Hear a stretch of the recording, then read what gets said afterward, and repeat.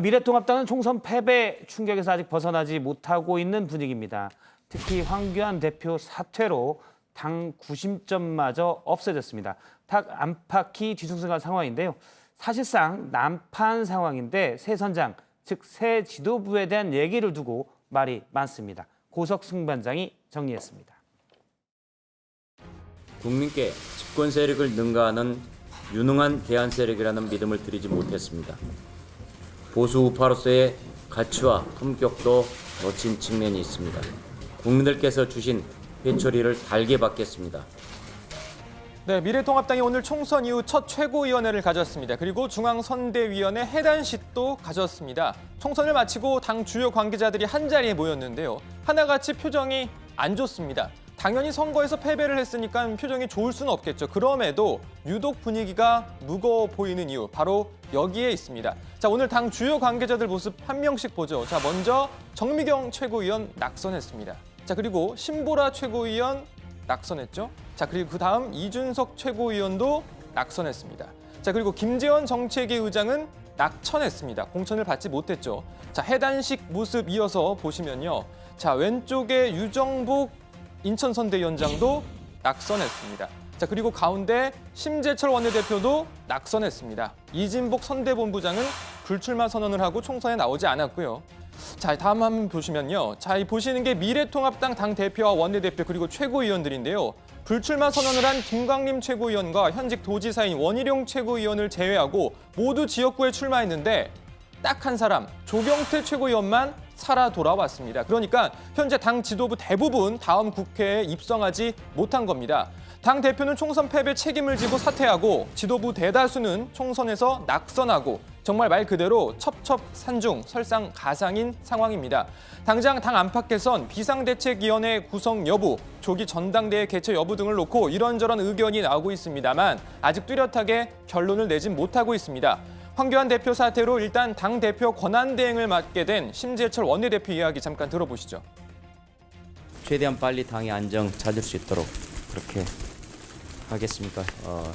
어떤 방식으로 해나갈지는 최고위원을 비롯해서 여러 의원들 또 당선자들 얘기들 들어서 수렴해 나가도록 하겠습니다. 일단 그동안의 관례에 비춰보면 먼저 비대위원회를 꾸려 당을 정비하고 조기 전당대회를 통해 새 지도부를 구성할 것으로 예상되는데요. 그렇다면 과연 비대위원장을 누구로 할 것인지 그 부분에 관심이 쏠리고 있습니다. 벌써 구체적인 인물도 거론되고 있습니다. 우선 지도부가 붕괴됐기 때문에 예. 비대위 체제로 가는 것이 맞다고 나는 봅니다. 우리 내부에는 비대위원장감이 없다고 나는 봅니다. 카리스마도 있고 또 오랜 정치 경력도 있고 또 민주당이나 우리 당에서 혼란을 수습해본 경험도 있고 하기 때문에 김종인 비대위원장이 들어오면 어떨까 그런 생각을 해보기도 합니다. 김종인 위원장의 이름이 여기저기에서 우선 거론되고 있는데요. 황교안 전 대표도 김종인 위원장에게 당을 추슬러달라 이런 부탁을 했다고 합니다. 김종인 위원장의 이야기입니다. 황교안 대표가 사퇴 기자회견을 하기 전 당을 추슬러달라는 취지의 말을 했습니다. 통합당이 지금 멍하니 있으면 안 됩니다. 지난 3년을 그런 식으로 지나와서 이번에 이런 꼴이 된 겁니다. 하지만 김종인 위원장은 비대위를 맡을지 여부에 대해서는 즉답을 피했습니다.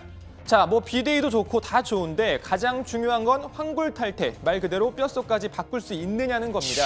우선 말로는 모두가 분골쇄신, 황골탈퇴, 개혁, 혁신, 반성 외치고 있습니다.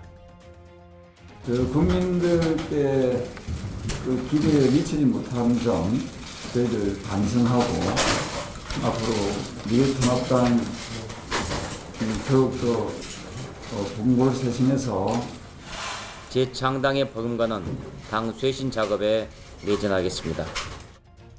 낙선한 후보들도 낙선 인사를 통해 모두 반성과 혁신을 강조하고 있는데요. 일단 과거 사례를 되짚어보면 어찌 될지 잘 모르겠습니다. 사실 그동안 우리나라 이 정당사를 보면 당명이 참 많이도 바뀌었습니다. 특히 이 민주, 진보 계열 정당이 자주 이름을 바꿨었는데 요즘은 그렇지도 않습니다. 오히려 최근 들어서는 보수 계열 정당의 이름을 자주 바꾸곤 합니다. 미래통합당 사례 한번 보실까요?